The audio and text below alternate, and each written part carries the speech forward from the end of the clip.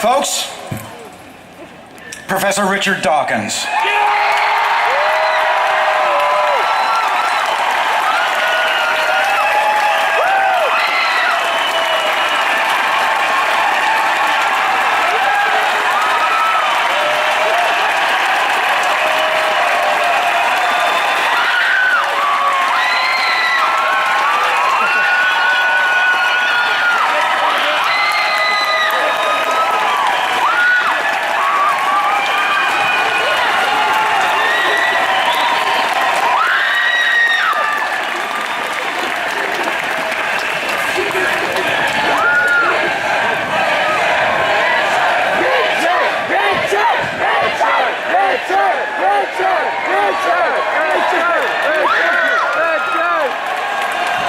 What a magnificent, inspiring sight. I was expecting great things even in fine weather. In the rain, look at this. This is the most incredible sight I can remember ever seeing. Thank you.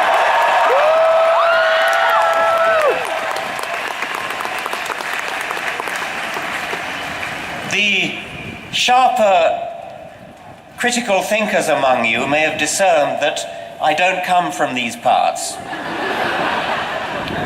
I see myself as an emissary from a benighted country that does not have a constitutional separation between church and state. Indeed, we don't have a written constitution at all. We have a head of state who is also the head of the Church of England. The church is deeply entwined in British public life. The American Constitution is a precious treasure, the envy of the world. The First Amendment to the Constitution, which enshrines the separation between church and state, is the model for secular constitutions the world over and deserves to be imitated the world over.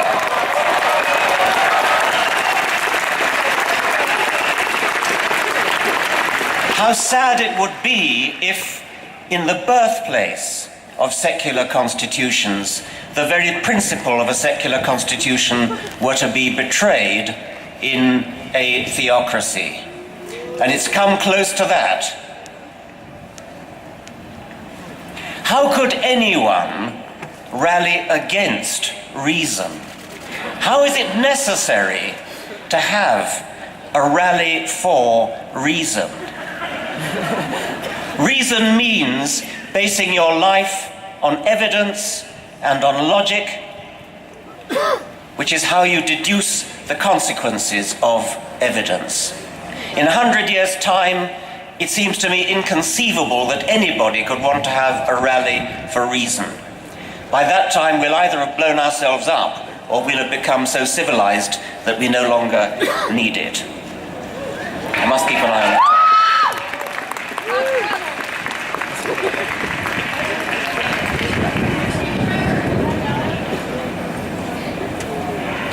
When I was at school, we used to sing a hymn. It went, "It is a thing most wonderful, almost too wonderful to be." After that, the hymn rather went off the rails, but those first two lines have inspired me ever since. It is a thing most wonderful that on this once barren rock, orbiting a rather mediocre star on the edge of a rather ordinary galaxy, on this rock,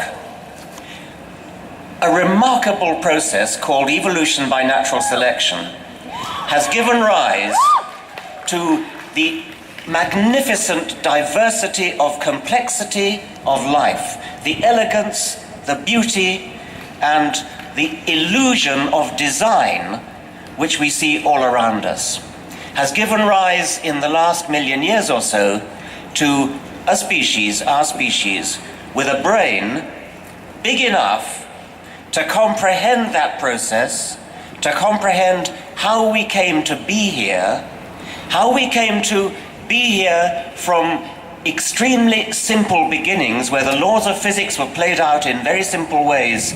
The laws of physics have never been violated, but the laws of physics are filtered through this incredible process called evolution by natural selection to give rise to a brain which is capable of understanding the process, a brain which is capable of measuring the age of the universe between 13 and 14 billion years, of measuring the age of the Earth between 4 and 5 billion years, of knowing what matter is made of, knowing what we are made of atoms, brought together by this mechanical, automatic, unplanned, unconscious process, evolution by natural selection. That's not just true, it's beautiful.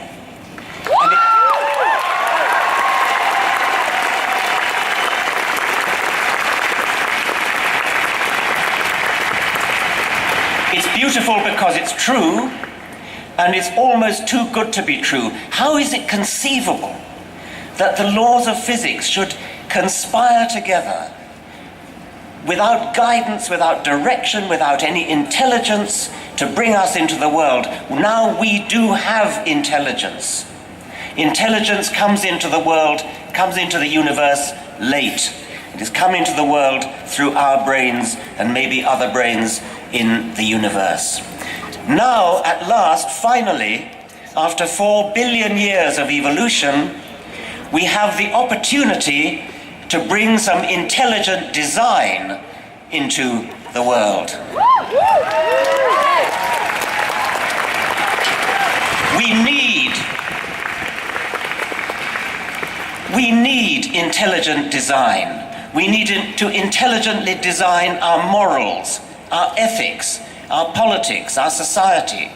We need to intelligently design the way we run our lives, not look back to scrolls. I was going to say ancient scrolls. They're not even very ancient. About 800 BC, the book of Genesis was written. I am often accused of expressing contempt and despising religious people. I don't despise religious people, I despise what they stand for.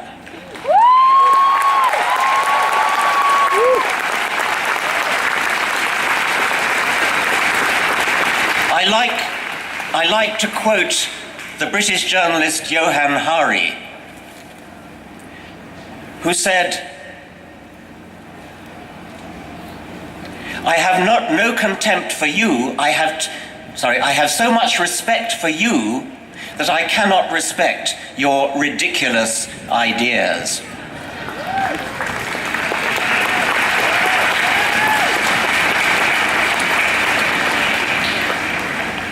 The electromagnetic spectrum runs all the way from extremely long wave, radio wave end of the spectrum to gamma rays at the very short wave end of the spectrum. And visible light, that which we can see, is a tiny little sliver in the middle of that electromagnetic spectrum. Science has broadened out our perception of that spectrum to long-wave radio waves on the one hand and gamma rays on the other. I take that as being symbolic of what science does generally. It takes our little vision, our little parochial small vision, and broadens it out. And that is a magnificent vision for what science can do. Science makes us see what we couldn't see before. Religion does its best to snuff out even that light which we can see.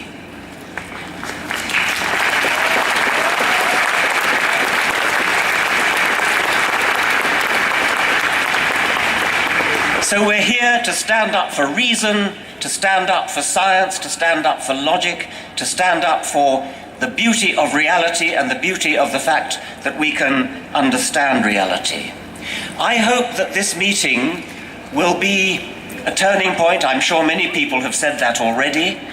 I like to think of the physical analogy of a critical mass. There are too many people in this country. Who have been cowed into fear of coming out as atheists or secularists or agnostics. We are far more numerous than anybody realizes.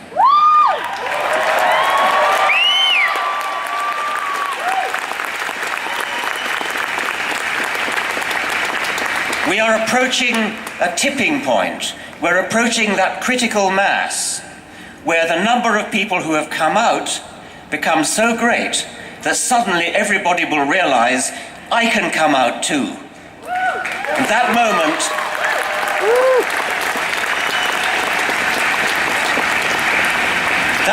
is not far away now, and I think that with hindsight, this rally in Washington will be seen as a very significant tipping point on the road.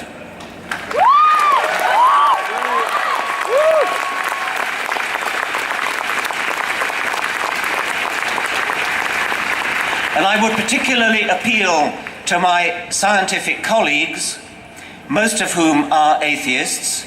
If you look at the members of the National Academy of Sciences, about 90% of them are non-believers, an exact mirror image of the official figures of the country at large. If you look at the Royal Society of London, the equivalent for the British Commonwealth, again, about 90% of them are atheists. But they mostly keep quiet about it. They're not ashamed of it, they just can't be bothered to come out and express what they feel. They think religion is just simply boring and they're not going to bother to even stand up and oppose it. They need to come out. Religion is an important phenomenon. 40% at least of the American population, according to opinion polls, think that the world, the universe indeed, is less than 10,000 years old. That's not just an error, that's a preposterous error. I've done the calculation before, and it's equivalent to believing that the width of North America from Washington to San Francisco is equal to about 8 yards.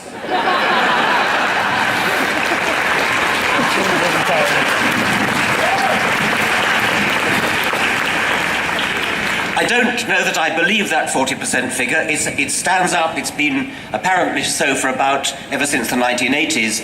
But what I want to suggest you do when you meet somebody who claims to be religious, ask them what they really believe. If you meet somebody who says he's Catholic, for example, say, what do you mean? Do you just mean you were baptized Catholic? Because I'm not impressed by that.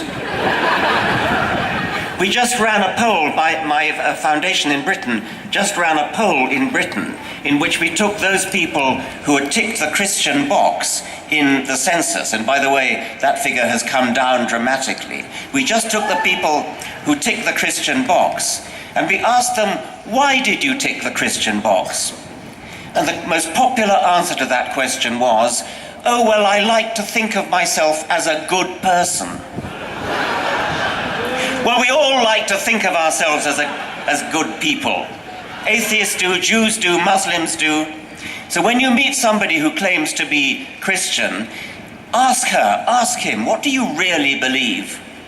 And I think you'll find that in many cases, they give you an answer which is no more convincing than that I like to be a good person. By the way, when we went on to ask a specific question of these only 54%, what do you do when you're faced with a moral dilemma? Where do you turn? Only 10% turned to their religion when trying to solve a moral question. Only 10%. The majority of them said, I turn to my innate sense of goodness. And the next most popular answer was, I turn for advice to relatives and friends.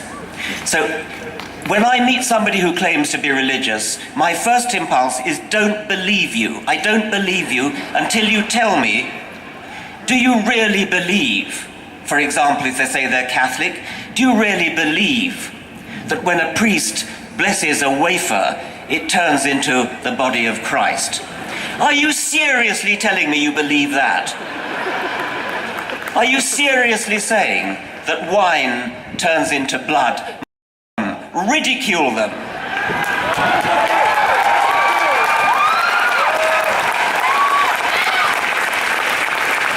In public, Don't fall for the convention that we're all too polite to talk about religion. Religion is not off the table. Religion is not off limits. Religion makes specific claims about the universe which need to be substantiated and need to be challenged and, if necessary, need to be ridiculed with contempt.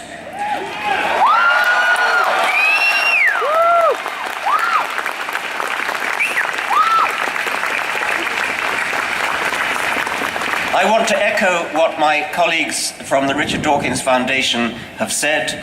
I am an outsider, but we're well staffed in America, and we're going to spread the word along with our colleagues in other organizations throughout the length and breadth of this land which is the fountainhead, the birthplace of secularism in the world. And as I said before, let's let that tradition down. Thank you very much.